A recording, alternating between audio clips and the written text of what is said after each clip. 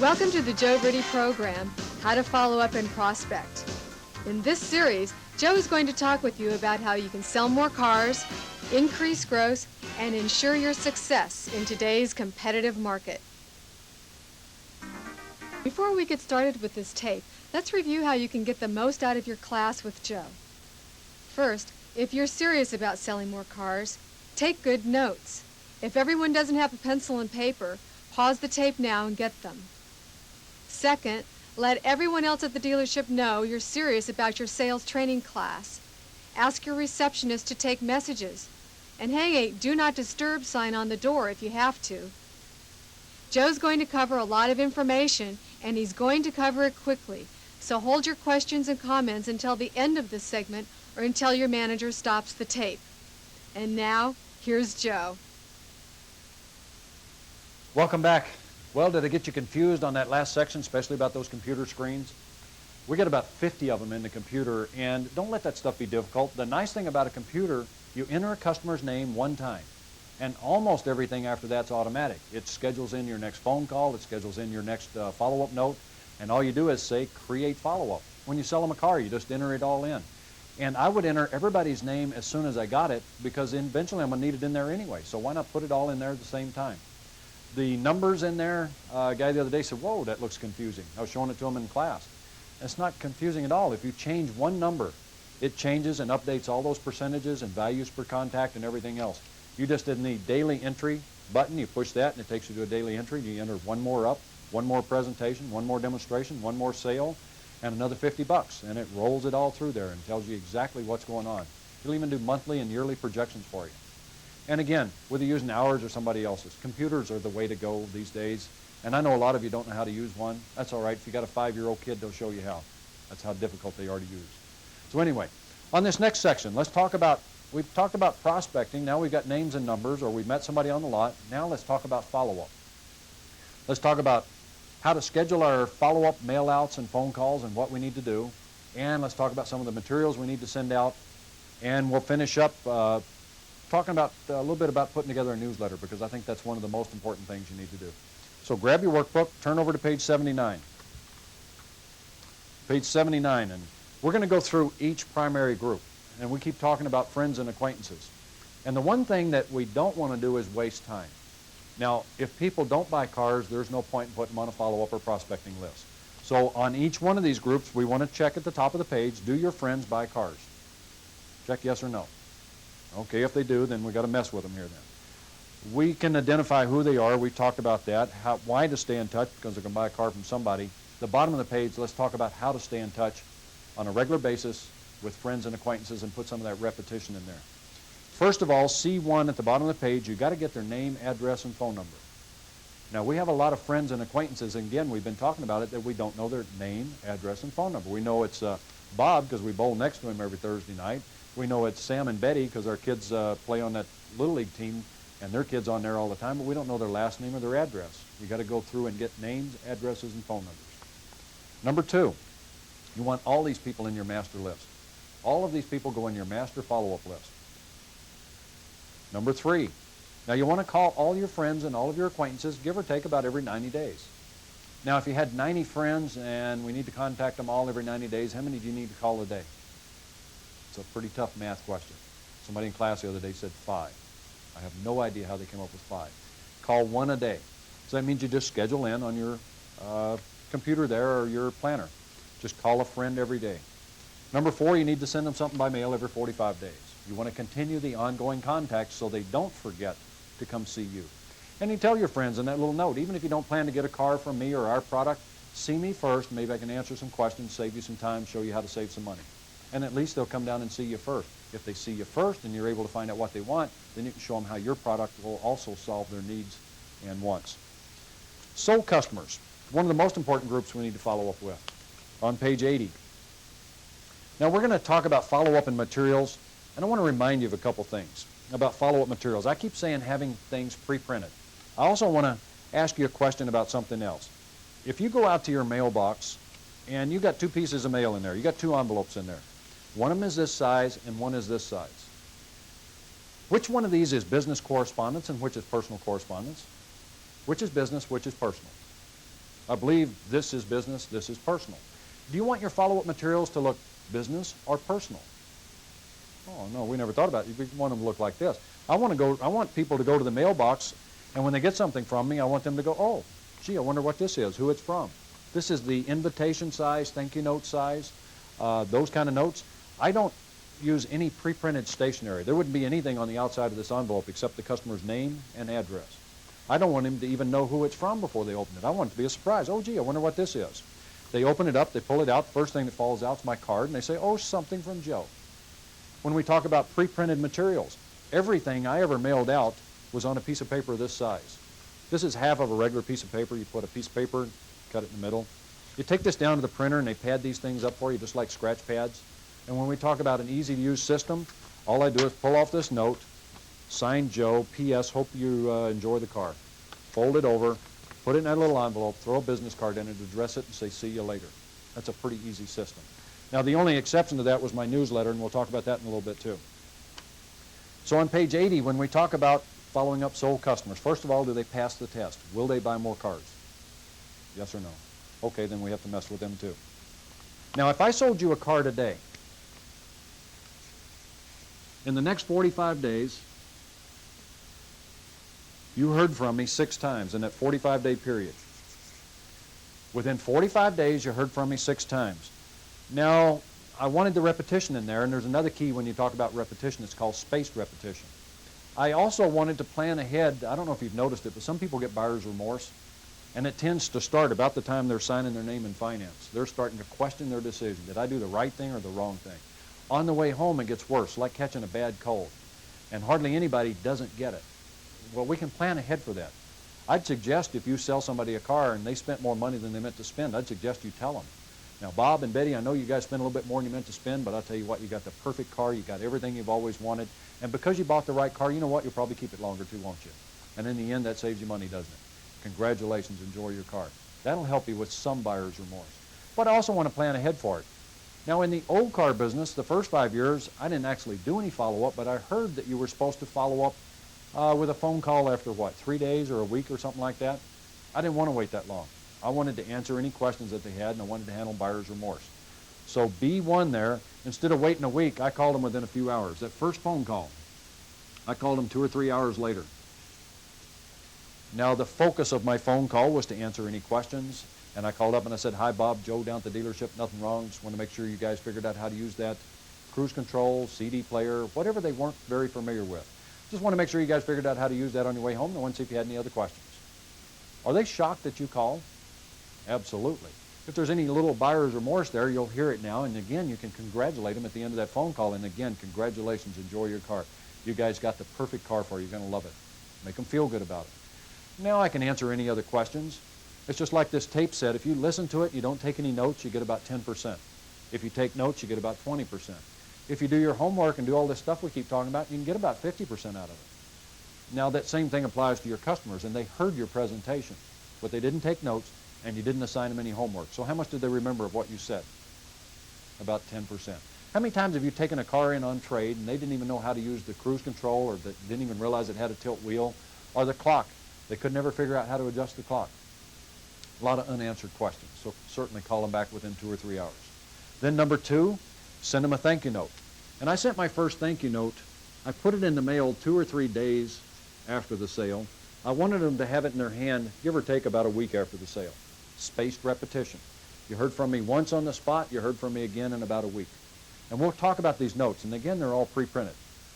Number 3, there on the page, about a week after the sale, I sent a note called Who's Who at the Dealership. And I put that in the mail about 1 week after the sale, which means they got it in a 10-day period, 2 weeks, whatever it was. This Who's Who note was another note, and they're all this size. Everything I ever mailed out is this size. And the note says, I told you to call me anytime you had a question. I realized I'm not here to answer all your questions. Sometimes I'm off. Here are the answers to the most common questions from my customers. And there's a sample note in the back of your workbook here. But I just listed the service hours, the loan car policy, who to call if they had a question about their car while it was in service, who to call if they had a question about their paperwork. It was just a basic information note. So number 3, I sent the Who's Who note. Number 4, I duplicated this note, number 4, and I mailed it about 2 weeks later. The thing that I did to personalize this one and make it different, I wrote at the top of this, I forgot if I sent you one of these, and then I signed it Joe down here at the bottom. Same note. It's not what you send that's important. It's that you continue to send something. Now, if you want to, you can change that for your happy customer score note. You can throw that, please give me a good survey score. And I understand how important CSI is, and so you can throw that note in there. I believe you'd get a lot better response to your personal plea about a good score if it was on something that looked personal instead of business. Get the "we here at ABC Motor" words out of your follow-up materials, and instead replace those with "I wanted to ask you for your help."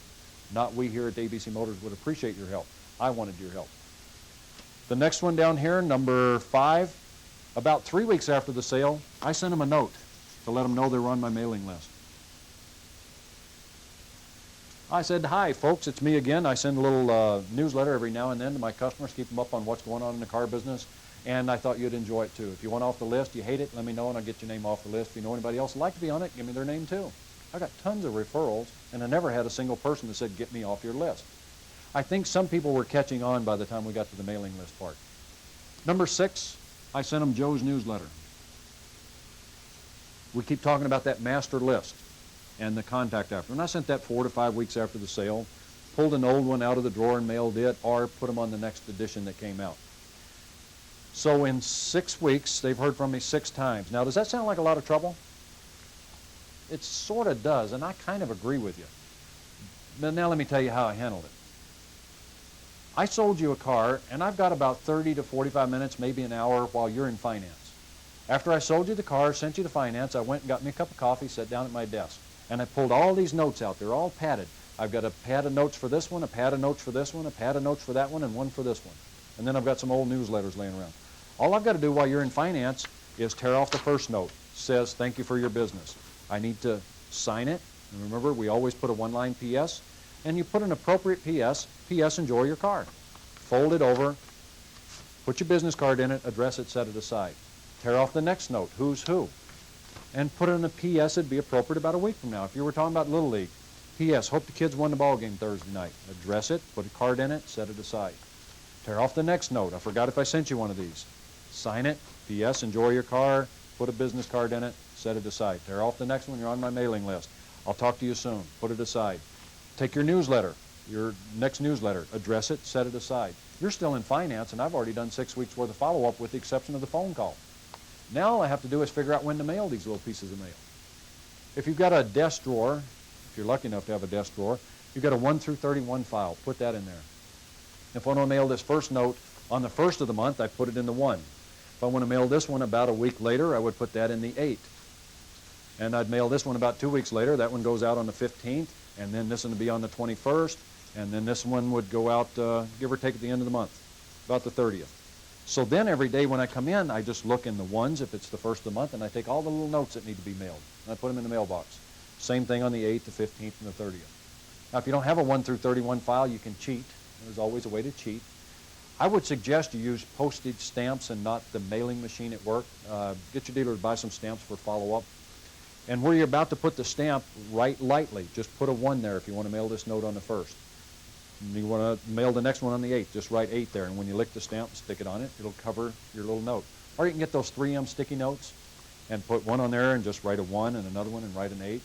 Managing the system's a piece of cake.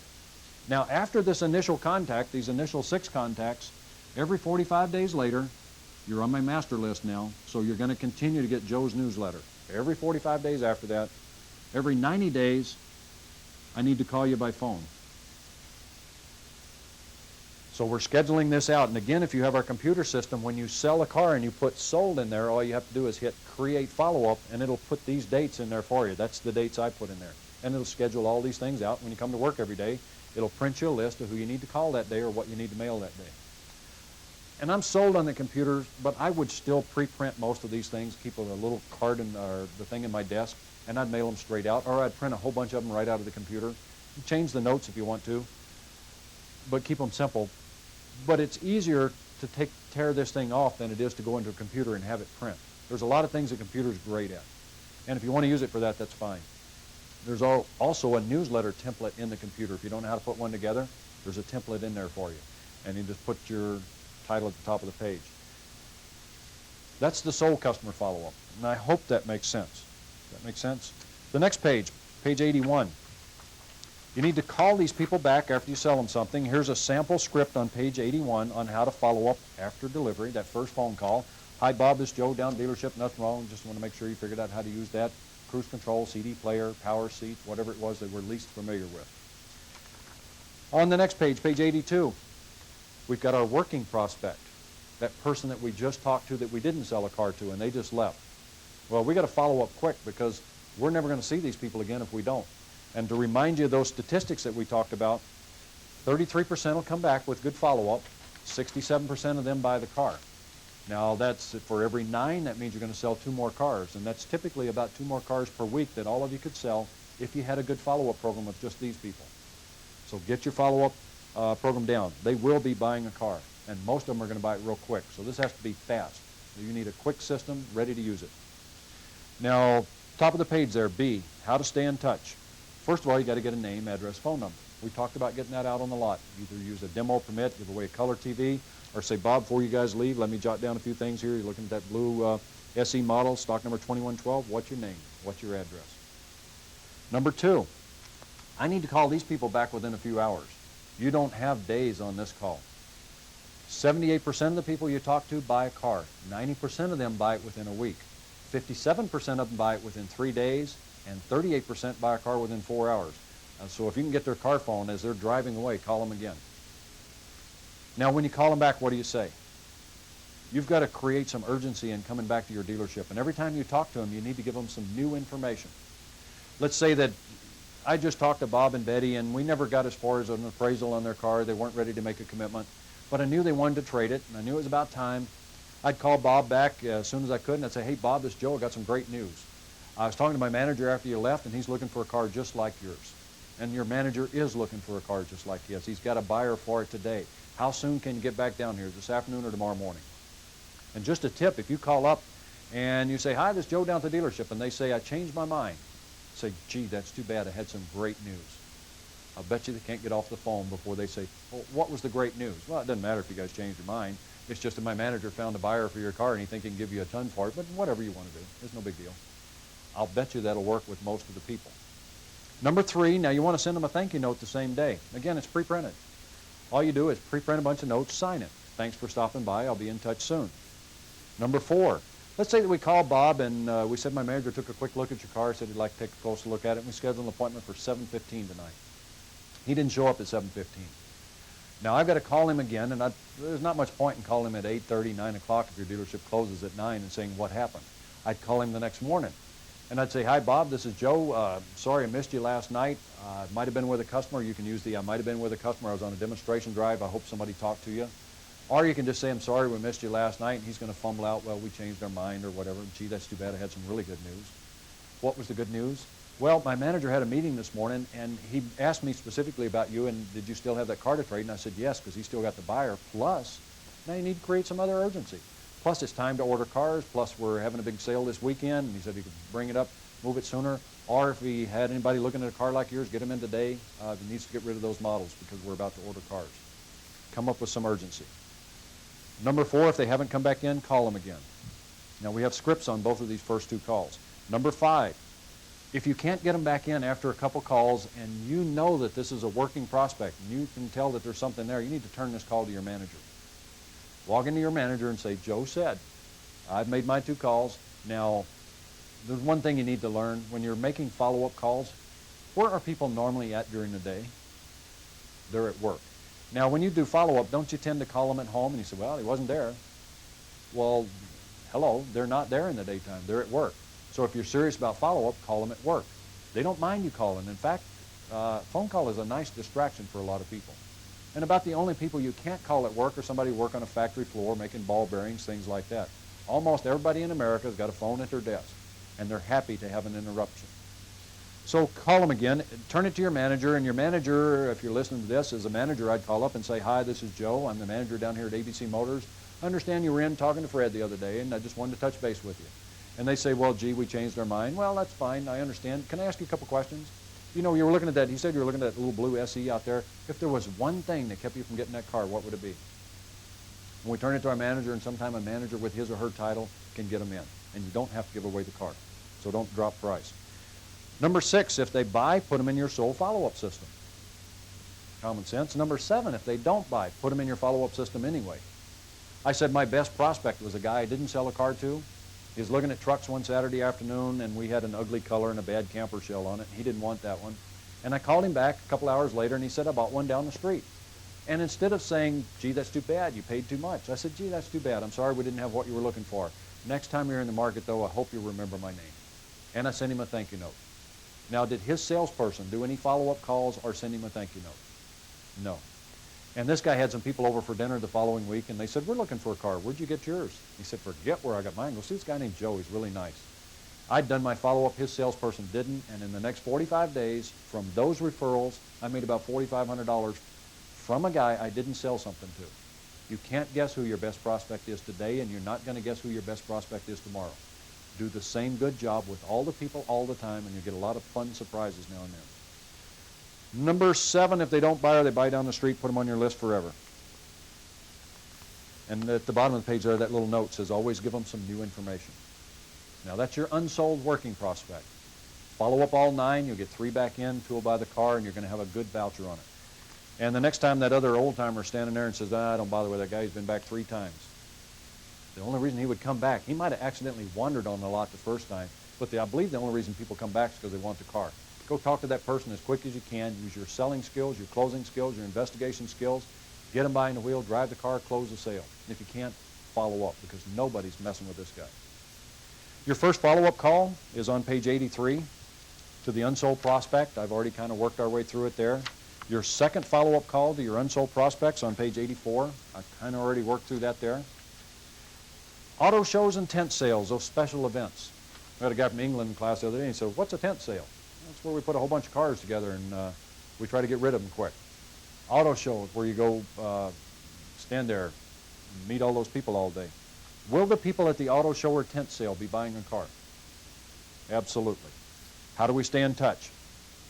Now, remember, our purpose at the auto show is to get as many names and numbers, get as many working prospects, generate as much interest as we can.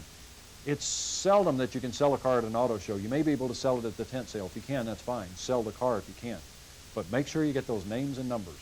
I called a lady back one time after we had gone through this in our 3-day class, and I called her about 45 days later, and I said, how's it going? She said, oh, it's terrible, having a bad month. I said, gee, that's too bad. I said, what's going on? She said, well, we had to go to this auto show, and we had to work down there 3 or 4 days. And I said, well, 3 or 4 days, you at least got all those names and numbers. She said, no, my manager told me not to worry about getting names and numbers, so I didn't bother. I just handed out brochures and smiled and gave a presentation. Get names and numbers.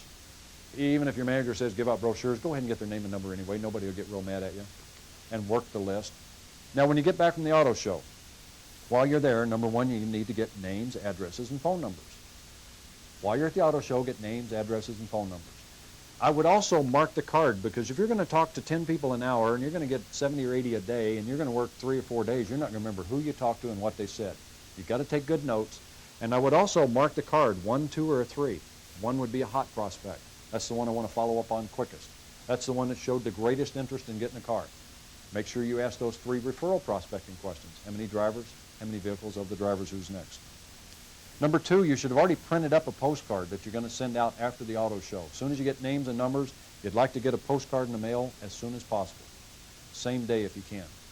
And your postcard would say something like, enjoyed meeting you at the auto show, or I didn't get a chance to meet you at the auto show. If you didn't, sorry, I didn't get a chance to meet you, whichever applies. And as you can see, we were swamped, and I didn't get a chance to spend as much time as I could. I'll be in touch soon. Just a little quick note, just a recognition note. You'll be the only one at the auto show that sent them one. Number 3, call the hottest prospects first. Common sense. Call the ones first, the ones that showed the greatest interest. Number 4, follow up any response from your mail out. Now, you've got your idea of who the hottest prospects are. Some of them are going to surprise you. You thought were 3s, and they're going to call right away as soon as you get your postcard. Say, we'd like to come down and take a look at some cars. Logically, you're going to work them. Number 5, start calling everyone that you met personally. Start calling everybody at that auto show, and in fact, even if you didn't meet them personally, I would work that list by phone as well. It's going to be okay. You can say, I don't know if I got a chance to meet you personally. My name's Joe. I'm over at ABC Motors, and you were in looking at our product. Well, we changed our mind. Well, gee, that's too bad. I had some great news. Well, gee, that's too bad. I had some great news. Every time somebody says, we changed our mind. I can guarantee you it'll get them to say, well, what was the great news? And then you come up with the urgency, the tent sale, the big sale that you're having the end of the month, or it's the morning, or it's the afternoon, or your manager's got to order cars. You know all those urgency things. Number 6, transfer everybody you made a personal contact to into your regular follow-up list. Now, you've picked up your 60 or 70 a day, put them in your follow-up list, in your master follow-up list, and continue with your ongoing follow-up every 45 days, and whatever you're doing, working them as a prospect right now. Again, they may be a working prospect. You may do 3 phone calls and 2 other thank you notes, and put them on your mailing list forever. And then number 7, work them all accordingly. Your first phone call to the auto show. Follow-up call is on page 86, what to do and what to say. Try to make friends on all these phone calls. Build as much rapport as you can. Gather information as much as you can. Investigate as much as you can. What kind of cars do you guys have? And did you get your last car new or used? How long is it going to be before you get another one, pretty soon or down the road? And ask those referral prospecting questions of all the people.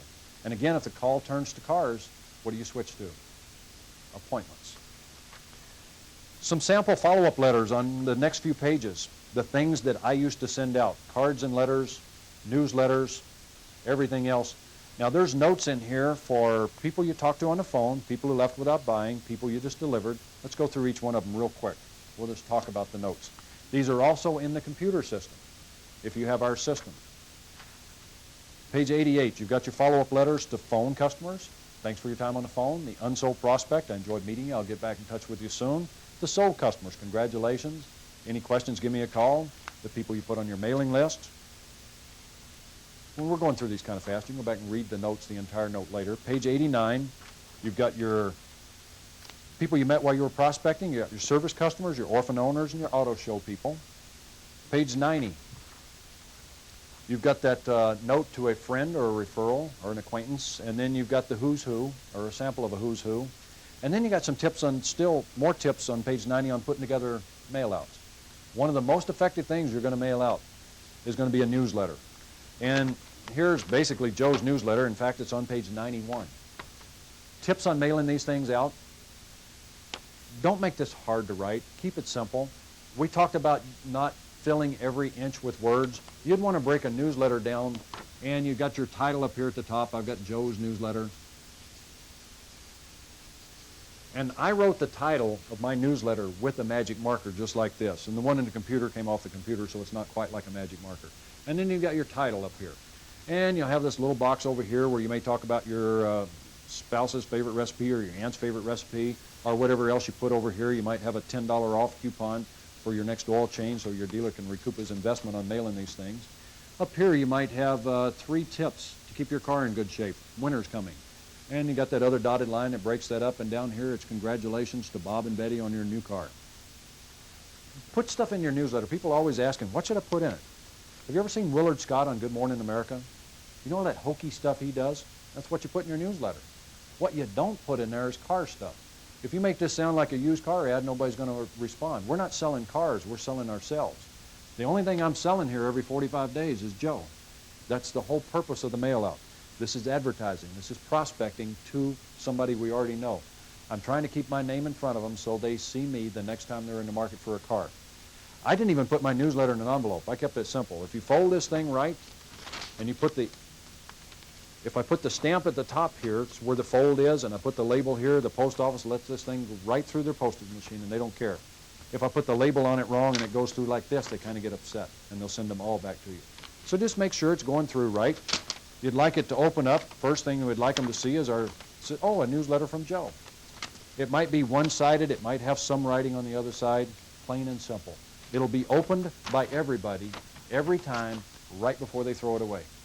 And it is going in the trash when they're done, just like your thank you notes. It'd be nice if they saved all these things. That's why we need the repetition. They see it. They see your name. They say, gee, that was nice. There's just a couple little tidbits of information, and then it's going in the trash. And then every 45 days they see it again, and it's going in the trash. But after a while, yours is the only name they think of when it's time to get a car. You've got a sample newsletter on page 91, and there's very likely somebody in your dealership does one. Now let me give you another tip. If you really want to cheat on newsletters, you can't see yourself writing one.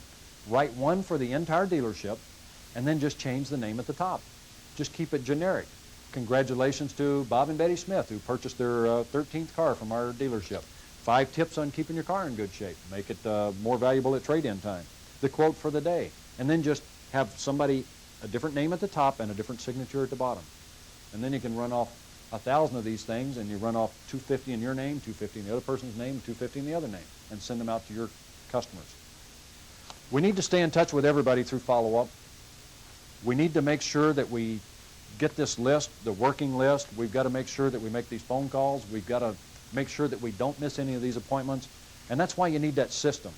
I used to write everything down on the back of a business card.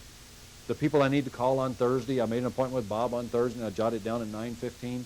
How many times have we gotten home and that business card ended up on top of the dresser, under the change, and we don't see it until, oh, shoot, it's Friday. And you call him and he says, I'm sorry, I bought a car somewhere else. You weren't there. Yeah, I was off. I had something else come up, and you try to make up an excuse, and you lost $300 because you didn't have a system. You have to get yourself organized. You need to get these notes pre-printed or have them in the computer, whichever you want to do. You've got to get a planner. You have to have an organizational system, or you're going to miss some things. You need something like a newsletter to keep a constant mail out going. And you can track it. You don't have to do a newsletter. You can do birthday cards, anniversary cards, holiday cards. But your birthday card is going to be in there. It's like an advertisement from a car salesman if you put a birthday card. It's like, hi, my name's Joe, and I want to sell you a car again. I prefer not to have that experience. I'm the only one that sent them a newsletter. The insurance agent and the other people send them birthday cards with their card in it in that little slot. Don't do anything like that. In fact, keep all of this simple. We covered a lot. We're winding down here. And now you've got to set up your system. You've got to get organized, and you've got the rest of your career ahead of you. And you want to make sure that you plan for it. We talked about follow-up here for 8 tapes. And follow-up is the thing that's going to control your long-term success. Now, some of it, working with a working prospect, is going to help you with short-term success. That'll help you sell a car today, tomorrow, next week. But the purpose behind follow-up is to build that solid customer base for the future. So that, like Allstate, you got your hand there and you've got your 1,000, 2,000, 3,000 customers in it. You want to keep adding to your list. And the biggest mistake people make with follow-up, once they finally get a good customer base going and they get their percentage of business coming from repeat customers, is they quit doing more prospecting and more follow-up.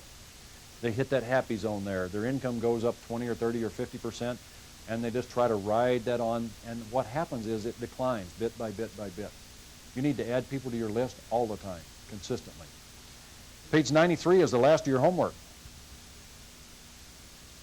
And you need to understand you're in the big time now, and before we started this tape set, you could have said, well, it's not my fault. I didn't sell cars today. Now it will be your fault if you don't have a customer to talk to today. It'll be your fault if you don't make those 5 phone calls we talked about. It'll be your fault if you don't work that list effectively. It'll be your fault if you don't ask people for referrals. You've got to quit blaming this on somebody else. Zig Ziglar said one time, he said, you know, when you point your finger at somebody else, you got 3 pointing back at you. And that's the truth. You control your success in the car business. Step number 1 on your homework. Let's make a commitment this time. Let's make a commitment with no options for failure. Let's don't do any highballs. Let's sit down and make a commitment that you're going to get in this business and you're going to start doing this stuff right. Make a commitment that I promise I'll follow through on this and I'll have my complete system set up and running by. Put a date on it. Don't put tomorrow. Tomorrow's too soon. Next Thursday would be great. Give yourself a week or 10 days to get this thing set up. Get your manager to help you. Go over this. Replay every one of these tapes and go back through it. And when I talk real fast, you can push that pause button, or you can slow it down, or you can rewind it. We've given you more information than you're probably ever going to get in your lifetime on follow-up here. Go back and review it. And then sign it and date it. It's time to make some serious commitments to your career. You're in the highest paying profession. Doesn't make sense to treat this like a job. Number 2, write your first newsletter. This is a really handy tool, and a lot of people do it, and I've never talked to anybody that didn't get a response. Make a commitment on when you're going to write your newsletter. And then schedule your newsletter. Number 3, schedule your next 8 mailouts. And that's a piece of cake too. Scheduling is the easiest thing you're going to do. You get a 1-year calendar, and it's got the 12 months in it. And every 45 days you make a dot. I'm going to mail my first one here, and I'm going to mail my second one there, and I'm going to mail my third one here. And you just keep making dots every 45 days. You'll end up with 9 dots on this calendar. Now, about a week before, 1 week prior, you need to get your mailouts together, put what you're going to put in it, and get the copies run so that it goes out on the 25th just like you want it to. Plan ahead for it. Put it in your calendar. Put it in your computer as a reminder that pops up every 45 days. Number 4, And this seems to be the hardest part for people, whether they're attending our 3-day class or our dealer manager workshop or listening to some of this on tape. We covered way too much, way too fast. Even if you went through this on a Tuesday and Thursday like it's laid out, we've covered, gosh, it's taken us almost 2 months to go through this, but you still don't have your system set up. It's taking you about a month to go through it. You're going to need another couple days or another week or so to get through this program and get your system set up. Don't get overwhelmed. Take it in bite-sized pieces. That sheet I had before, 2 or 3 tapes ago, where I said, let's make our 3 things for mail-outs by phone and in person. If you can't see yourself doing 3 on each one, put 1 on each one. If you can't see yourself doing that, then put 1 list. Maybe it's just by mail, and put 1 thing on the list and get that going good. And then follow up from it. You're going to have to do some phone calls and some in-person stuff just from having that 1 thing on the list. But don't overwhelm yourself. You need to set some goals with this. What do you want to happen? Where would you like your career to be 5 years from now? We talked about that on the other tapes. That was part of your homework. Hopefully now you're seeing that you can control your career. Just don't forget, you're in the highest paying profession. You control your income. Go for it and give it all you got. Make it happen. I'll see you on the next tape series. Until then, you guys have a great day. Have a great career. That's the end of this tape. Before you move on, let's review some quick tips to help you remember and use the information Joe just covered. While it's still fresh in your mind, quickly review and rewrite your notes. When everyone is finished, have a group discussion on the points Joe covered that really struck home. After your discussion, write down the 3 most important points Joe covered on your after-class feedback sheets. Be sure to jot down why it was important and how you will use it. Did Joe give you scripts to learn, new procedures to follow? Get with your managers to decide how you're going to implement what Joe just covered. Now is the time for action on your part. Finally, follow through and get your new program in place so that your good intentions become the skills, habits, and attitudes you'll need to become an even more successful sales professional.